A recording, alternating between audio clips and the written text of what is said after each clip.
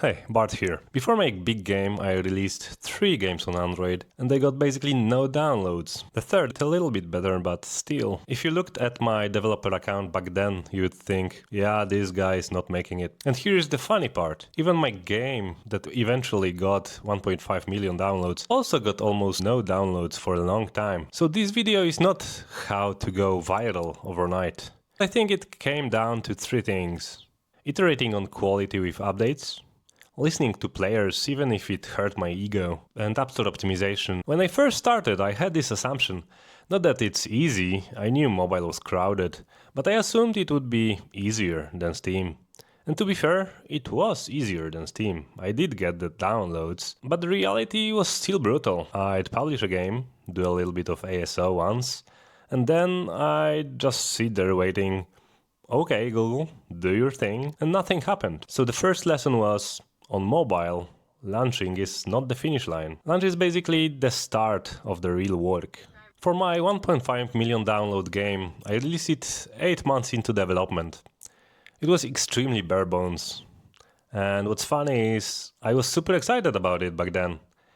Now I look at it at the early version and I'm like, bro, it was choppy, animations were bad, there was almost no content. I mean, what the hell? But back then, I didn't feel like it was bad. I just thought, yeah, okay, it's early, I'll update it for a long time and build it piece by piece, but it's still super cool. I kept updating the game, constantly improving quality. I mean quality like how smooth it feels to play, how clear the progression is, how much content there is, whether the players feel like they have a reason to keep going. And the key thing is, each update made the game slightly better. And those slightly better updates compound, because a better game increases retention, playtime, ratings, and even word of mouth. But also, I strongly believe it affects how Google Play treats you. Like, Google is not stupid, you know? If people download your game and instantly quit, why would Google keep recommending it? So I started watching analytics closely. I used Unity Analytics back then.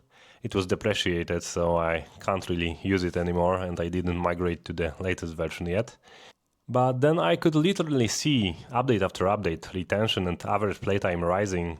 Not every update, but some updates, and that was enough. And that, in my opinion, is one of the main reasons the downloads started climbing. The second lever was feedback, player feedback. And here is where it gets interesting. In the beginning, my vision was, it's a mage game. You're only mages, you know? You can only play a mage. Even if I added weapons, they would be like magical summoned weapons. You know, summoned swords, summoned stuff, and things like that. Feedback started coming in, and the number one feedback was, add warriors. Not one person, not two, like a lot of people, you know, like half of the feedback was about the warrior class. And now the hard question is, when do you listen to players and when do you protect your vision? And here is my rule. If you get like 50% of the feedback asking you for the same thing, you should at least prototype it, you know? So I added a warrior, and it turned out it was the most fun class of the game. Mostly because of the animations and fluidity. I found really awesome animation pack and the combat feels like super nice thanks to it. It surprised me so much because warriors weren't even in the original vision for my game, and they ended up being one of the most fun parts of it. And pretty much the same situation happened when I added an archer, you know. I never really was into archers that much in games like that.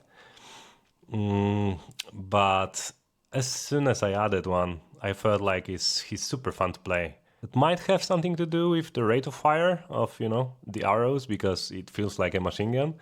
But it was really fun to play, even at the beginning. And one of the bugs caused arrows to reflect from walls, so it was mayhem, you know. But overall, these changes to the game vision, thanks to the player feedback, it was a big lesson in humility, you know. Sometimes players see the fun faster than you can. If people see your page and it's like 3.8 stars versus 4.5 stars, You don't even need a marketing degree to know what happens. But it's not just about convincing the user. I really believe Google Play also looks at performance stats, retention, playtime, session length, stuff like that. And in my case, these stats increased over time. So if you want more downloads, I would suggest making a better game. Kind of obvious, I guess, but I think it works. It really works. Let me give you one example of a small change that had big impact. Originally, the game had no quests. It was basically a few dungeon levels, a boss level, then another few dungeon levels, and another boss. A loop of like 5 different dungeon types and 5 bosses. And then I thought, maybe players need direction. So I added the dumbest, simplest quest system ever. Like literally, go through 3 levels to find the boss. And then when you got there, kill the boss. And then, the same thing over and over again, just the boss name and dungeon level name changed. Generic, nothing fancy. And that small, silly change improved average playtime by like 20%. That's insane. And it taught me something. Players don't need complexity, they need clarity. They need a reason to keep going, they need a clear objective. Now the third lever, and honestly the biggest swing in downloads I had, is App Store optimization. This was one of my biggest early mistakes. Even in my first games, I knew ASO exists because, if you do mobile, then you'd have to know about it. But I treated it like a checklist item. Like, okay, launch day, do the title, keywords, icon, done. No, ASO is iteration, like everything in gamedev basically. So what I did for this game is I ran a ton of A/B tests, mostly on the icon and the feature graphic, because these are the most visible ones and they impact the downloads the most.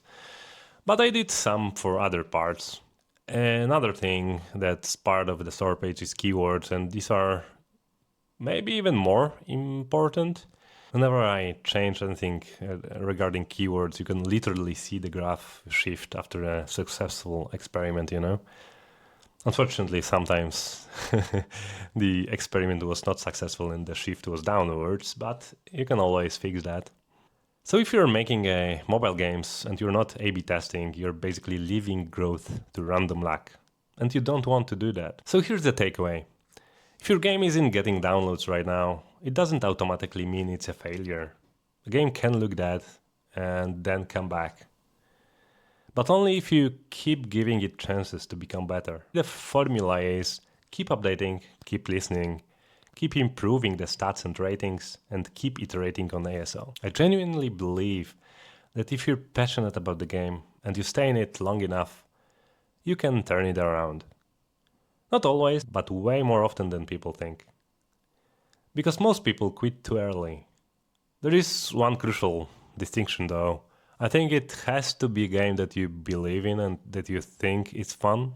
If the game is not fun even for you and no one really gets excited about it, I think it might be a good idea to, do something else. But if you're interested in the game and if you really see the potential in it, I think with enough updates, there is a chance it's going to work well. Oh, and one last thing. Downloads are a lagging indicator. The thing you control is quality, retention, and conversion. If you obsess about those, downloads eventually follow. So don't panic if you have low downloads. Just keep on working on the game, follow player feedback, and do your ASO work. Let me know in the comments what games do you have and how many downloads or sales did you got. See ya!